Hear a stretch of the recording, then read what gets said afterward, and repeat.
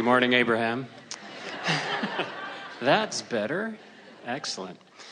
So as a health practitioner, I'm starting to observe as I work with more and more people that emotions really play the biggest part in their healing process. Emotions don't play the biggest part, except that they are indicators of what does play the biggest part. Right. So trying to get beyond the what's going on to the why it's going on, from a more quantum vibrational frequency, and I'm just noticing that more and more of the physical dense remedies and stuff that I work with are becoming obsolete, so to speak.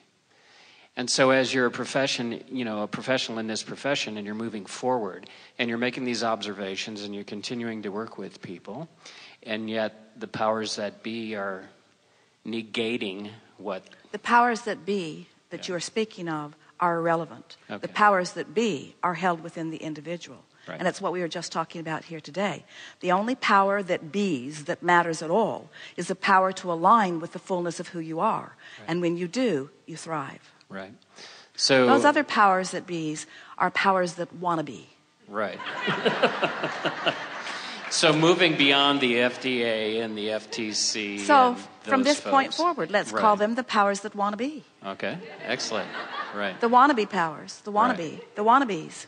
The wannabes, seriously, we're not pushing against them. We're wanting to help you to dissolve your resistance about them because they hold no power. They're not holding you apart from anything that you want to accomplish with any of the people who come to you for remedy. Right. Those powers that be have no power.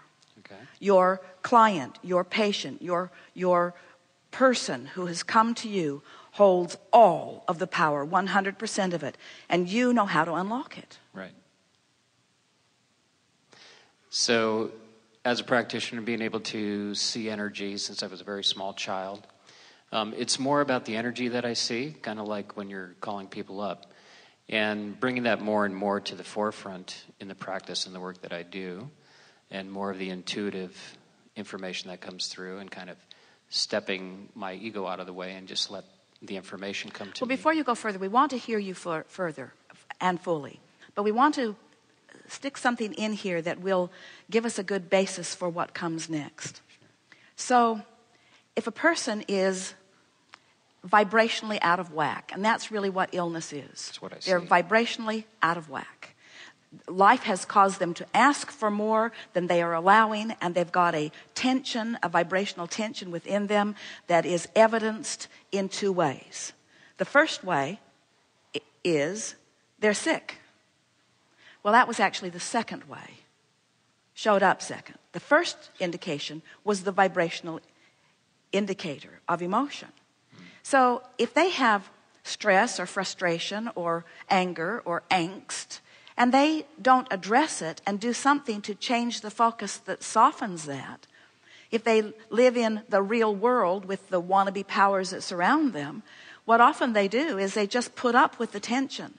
They deal with it. They stuff it. They accept it as reality. And so they become immune to it in the same way that they're becoming immune to many of the medicines that are being offered.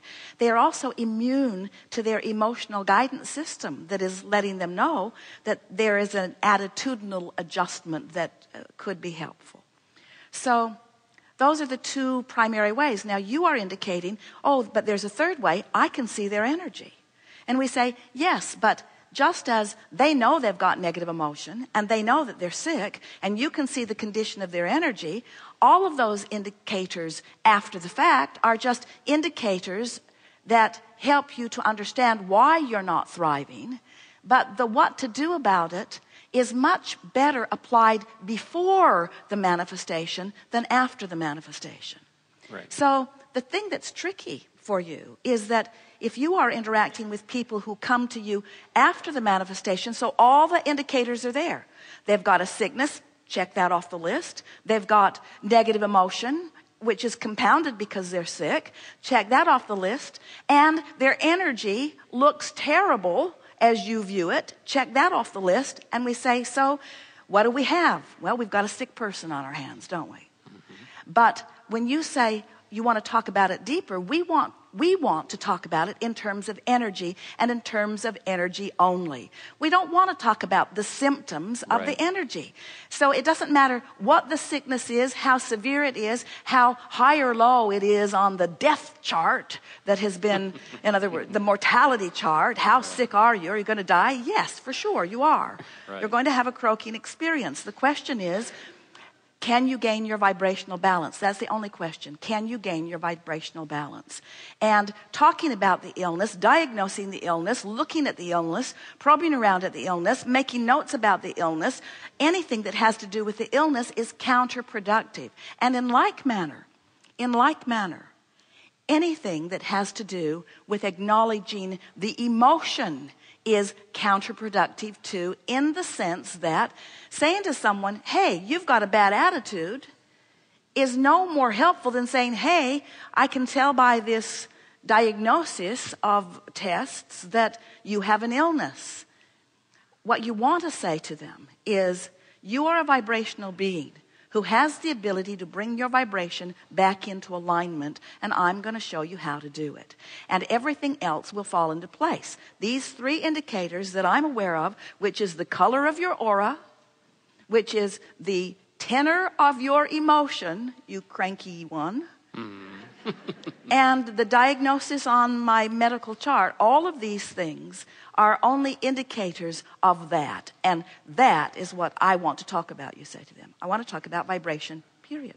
Right. And until scientists and doctors and physicians and anyone who cares about their physical apparatus at all, until you accept that you are a vibrational being, period, a vibrational being, period, a vibrational being who has physical ramifications of your vibration, period. And until you are willing to accept that, then you are on a wild ride.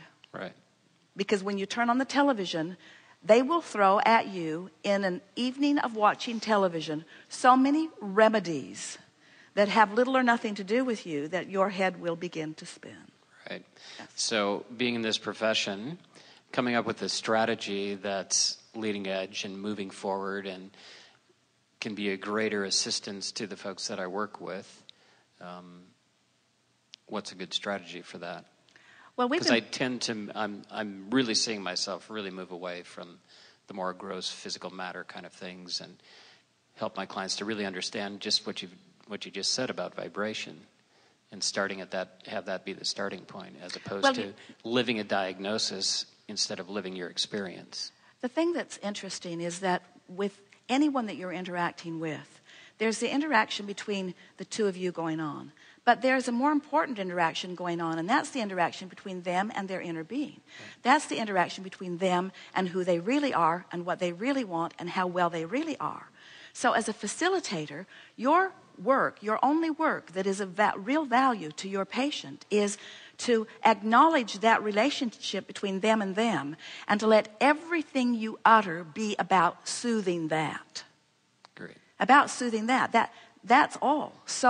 So you could start out, and also we understand that you're dealing with a lot of people that are not necessarily ready to acknowledge themselves as vibrational beings living in a vibrational universe. They want to talk about the physicality of it. So you can break it down in a physical way by talking about it from an emotional standpoint rather than from a vibrational standpoint. Mm-hmm. You can really build that bridge in a powerful way.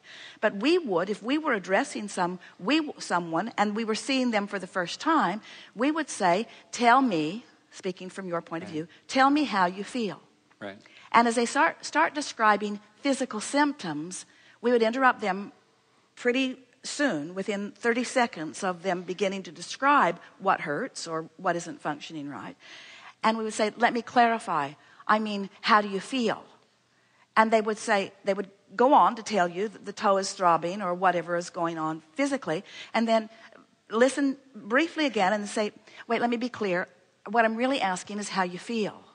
Until you have their attention, until they're ready to say, what do you want from me? I'm trying to tell you how I feel. Right. And then what you want to say to them with everything that you have and everything that you know, full version of who you are. I want you to understand that how you feel emotionally has everything to do with everything that's playing out in every other way. So when I say, how do you feel? I'm talking about, how do you feel usually? Are you happy? Are you high on life? Are you eager? Do you feel frisky? Do you feel robust? Do you feel happy about life? Are you worried about money? Are you worried about your kids? Are you fearful about something? Are you under a lot of stress? I want to know how you feel, because how you feel, this is all we have to work with, say to them. How you feel is everything. I have to help you find a way of feeling better before the manifestations are better. You want me to just give you something that makes the symptoms of your emotional imbalance go away. I can't do that.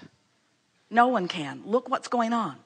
We are more technologically advanced, more medically advanced than ever before, and we are sicker as a people on this planet because we are not tending to what matters. I want to know how you feel, and that's what I want to help you with, you see. Right. Now, how does that feel to you? Well, that feels totally great and accurate. What would someone say back to you? Taking them to that level? Once they're there. Well, that's a really nice intellectual construct, but how do I translate that into my physicality? This is what. Right. So. And I try to explain to them that, here we are, spiritual beings. We're spiritually and vibrationally induced, and chemically and electrically driven, and then biologically carried out. So well, that's beautiful. How do we get to the higher Those are level? beautiful words, but you might consider something like this. Physicians, they were perfect words, and we would use every one of those. You might say to them that as a medical practitioner, I see a lot of people, and I know for sure.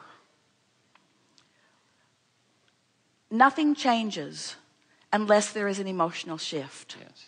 And when there is an emotional shift, everything changes, and everything changes for the better. And so for years, this profession of mine, in an effort to categorize everything and pigeonhole everything, we've been missing the most important thing, which is you are an individual. You are a unique individual with unique desires and unique allowance of those desires. And only you can bring yourself into alignment, but I can help you. And we would just keep talking in those terms, in those confident, I know exactly what to do. I can lead you to where you want to be. I can show you exactly how to get there terms until you hear from them how. Right. Until you hear from them, until you have evoked with them, in them. You see, if you've been listening to us for a while, you have to understand that that's what we do every single time. In other words, we're bringing you up to speed with what we know. This gathering, those listening, are, for the most part, up to speed with what we know. There isn't anyone listening that doesn't know that emotion is everything. Now, you might not know exactly what to do about it because you are wrapped up in the thoughts that are going on around you, but everyone who is listening is accepting that your emotions are the key, not just to your recovery, but to your robustness. Right. Not just to your recovery, but to your clarity, to your fun, to your joy, for your love of life, for your what would be the point of being in this magnificent body, in this perfect time-space reality, with the energy that creates worlds pouring through you, accessible to you, for the creation of whatever you want, if you don't feel good in your body? What's the point of any of it if you don't feel good, you see? And so it's really interesting that your physical apparatus is the vessel through which this energy flows. But the cells of your body are individually summoning. And if left to their own devices, you would thrive. So the biggest message that you want to get across to people is that if you'll stay out of the way, your body knows what to do. Absolutely. And talk to them from a medical standpoint that you can do everything in the world, but unless that wound, unless the cells of the body are cooperating, that wound is not going to heal. And it usually does. It's just amazing what the physical body is capable of doing. Take them back to that petri dish smear of whatever they were in the beginning and say to them, you look at that little glob that you were in the beginning, and now I look at all that you've become, all of the intelligence that's in that body, all of the intelligence that's in those cells. Your body has the ability to be well. I know this with everything that I am, you want to say to them. I know this with everything that I am. And our work, say to them, is to get you out of the way so that your body can do what it knows how to do. And we're going to do it. Right. And they'll hear you. So it's just about providing a new paradigm, not only for myself, but, in the profession as healers too. And then you got to sort of watch them, because when they come to you, as when they come to us, they are more pointed in the direction of the problem than usual. Right. Because they're there with the expert. Let me point out what's wrong so that you can lead me to what's right. And what we all have to convey is that the further down this road we go of what's wrong, the more we have to climb up out of that hole toward what you're wanting. So let's just start with where we are. Here you are. Where do you want to be? And then begin to fashion language with them that helps them to discover it, you see. Absolutely. Most people who, by the time they reach the physician and are looking for diagnosis, are emotionally frightened. I would validate that. And that fear, which is exacerbated by most interaction with most physicians, is counterproductive to the healing process. So that's the first thing. That's why putting them at ease, putting them at ease, putting them at ease, putting them at ease in whatever way you can. And the way you put someone who is sick at ease is by knowing their wellness. Not just their potential for wellness, by knowing their wellness. Their now wellness, their real-time wellness, their in the vortex wellness. And if you can help them to understand that the negative emotion that they feel right now is the indicator that they're blocking that's too strong of word. Then. Great. So, enough? Enough. Excellent. Thank you.